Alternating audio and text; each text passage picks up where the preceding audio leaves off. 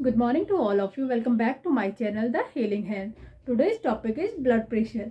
इससे पहले हमने बात करी है टेम्परेचर, पल्स, रेस्पिरेशन के बारे में। आज की वीडियो में हम बात करेंगे ब्लड प्रेशर के बारे में। वीडियो में हम बात करते हैं ब्लड प्रेशर के बारे में। ब्लड प्रेशर मेनली होता क्या है, ठीक है, हमारी आर्टरीज में पड़ने वाले प्रेशर को हम बोलते हैं ब्लड प्रेशर, ठीक है। तो नॉर्मली हम इसकी डेफिनेशन के रूप में हम इस तरीके से पढ़ सकते हैं, pressure applied by blood through heart on the wall of blood vessels is known as blood pressure. Okay, हमारे ब्लड वेसल्स में पड़ने वाले प्रेशर को हम बोलेंगे blood pressure. Okay, blood pressure दो टाइप का होता है, सिस्टोलिक बीपी। सिस्टोलिक बीपी में क्या होता है, contraction of heart which is 120 mm of Hg, ठीक है। कॉन्ट्रैक्शन दैट मीन्स जब हमारा आयोटा ब्लड को पंप करता है तो उस टाइम पे प्रेशर थोड़ा ज्यादा होता है, ठीक है, यानी कि 120 mm of Hg उस टाइम का प्रेशर है। Next one is diastolic BP. Diastolic BP में क्या होता है, हमारा हार्ट पंप करने के बाद रिलैक्सेशन वाले मोड में आता है, ठीक है। रिलैक्सेशन में आ रहा है तो थोड़ा सा प्रेशर कम होगा, तो उस टाइम का प्रेशर है हमारा 80 mm of Hg, ठीक है। नॉर्मल बीपी होता है हमारा systolic BP by diastolic BP. Systolic BP हमारा है 120 mm of Hg, ठीक है। डायस्टोलिक बीपी हमारा 80 mm of Hg।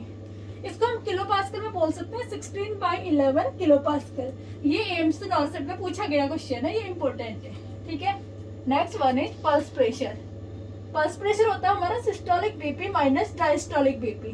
Systolic BP हमारा 120 mm of Hg, diastolic BP हमारा 80 mm of Hg। तो दैट मीन्स हमारा पल्स प्रेशर कितना है, 40 mm of Hg। Now we will discuss about mean arterial pressure. Mean arterial pressure का formula है हमारा systolic BP plus diastolic BP into 2/3। Systolic BP है हमारा 120 और डायस्टोलिक बीपी है 80।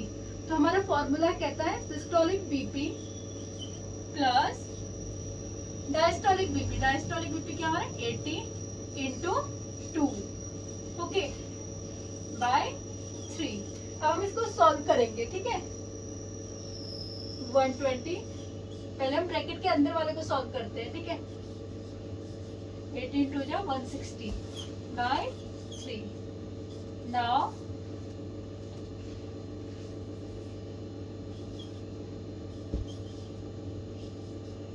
बाय 3। इसको अगर हम कैलकुलेट करते हैं तो आएगा हमारा 93.33, ठीक है। हमारा मेन आर्टेरियल प्रेशर है 93.33। अगर main arterial pressure less than जाता है 60 mm of Hg तो हमें इस कंडीशन में डॉक्टर को इमीडिएटली इन्फॉर्म करना है, ठीक है। Now we will discuss about method of BP measurement. BP को हम किस किस तरीके से मेजर कर सकते हैं। फर्स्ट मेथड है non invasive method and second one is invasive method. Non invasive का मतलब है कि हम बॉडी के अंदर इंसर्ट नहीं करेंगे, हम बाहर से ही चेक करेंगे, ठीक है। नॉन इन्वेसिव मेथड में दो टाइप से, first one is pulsation, second one is auscultation. Pulsation में हम पल्स को फील करके चेक करेंगे, बट इसमें हम सिर्फ सिस्टोलिक ब्लड प्रेशर को चेक कर सकते हैं। सिस्टोलिक ब्लड प्रेशर ही आइडेंटिफाई कर सकते हैं पल्सेशन मेथड से। Second one is auscultation. Auscultation में हम सिस्टोलिक बीपी और डायस्टोलिक बीपी दोनों को चेक कर सकते हैं, ठीक है। Next one is invasive method. Invasive method में हम क्या करते हैं, इन्वेसिव का मतलब ही होता है इंसर्शन इन बॉडी। किसी चीज को हम बॉडी के अंदर इंसर्ट कर रहे हैं तो हम इन्वेसिव मेथड के थ्रू, आर्टेरियल लाइन के थ्रू हम बीपी को मेजर कर सकते हैं और जो कि एक्यूरेट बीपी होगा, ठीक है। डायस्टोलिक बीपी में जो फर्स्ट साउंड आता है जब हम बीपी चेक करते हैं, जो फर्स्ट साउंड सुनाई देता है उस साउंड को हम बोलते हैं कोरोस्कोप sound. Now we will discuss about BP cuff application.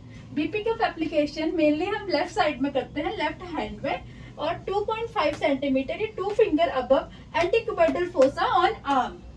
Brachial artery में हम ऑस्कल्टेशन करते हैं। इंस्ट्रूमेंट यूज करते हैं हम स्फिग्मोमैनोमीटर, ठीक है। और इन फोकोमेलिया पेशेंट में बीपी मेजर करते हैं इन्वेसिव मेथड आर्टेरियल लाइन के थ्रू या non invasive method colour Doppler के थ्रू, ठीक है। फोकोमेलिया पेशेंट वो होते हैं जिनके हाथ और पैर डिसअपियर होते हैं, ठीक है। फोकोमेलिया होने का मेनली कारण है किसी मेडिकेशन का साइड इफेक्ट। मदर के द्वारा ली गई हुई मेडिकेशन के द्वारा ये साइड इफेक्ट होता है जिसमें पेशेंट बेबी के हाथ और पैर दोनों ही डिसअपियर होते हैं। मेनली ये थैलिडोमाइड की वजह से देखने को मिलता है phocomelia. Now we will discuss about some important fact about BP cuff. ठीक है, अगर बीपी कफ नैरो है तो पेशेंट का बीपी हाई शो होगा। अगर पेशेंट का बीपी ब्रॉड कफ है तो लो बीपी शो होगा।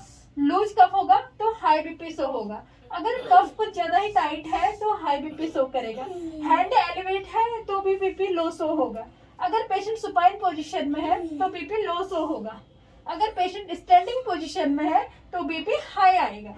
ठीक है, ऑर्थोस्टैटिक हाइपोटेंशन में क्या होता है, जब पेशेंट पोजीशन चेंज करता है तो उस कंडीशन में पेशेंट का बीपी लो शो होता है।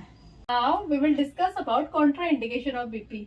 हम किस कंडीशन में बीपी चेक नहीं करेंगे या किस हाथ से हम बीपी चेक नहीं करेंगे उसके बारे में बताऊंगी। ठीक है, आईवी कैन्युलेशन, जिस हाथ में हमारा आईवी कैन्युला लगा हुआ है उस हाथ से हम बीपी चेक नहीं करेंगे। ठीक है, जिस हाथ में फिस्टुला है या एवी फिस्टुला है उस हाथ से भी हम बीपी चेक नहीं करते हैं। जिस हाथ में पैरालिसिस हुआ है उस हाथ से हम बीपी चेक नहीं करेंगे।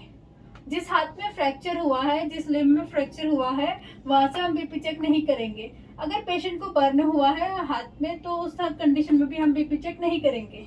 लिम्ब एम्पुटेशन की कंडीशन में भी हम बीपी चेक नहीं करेंगे।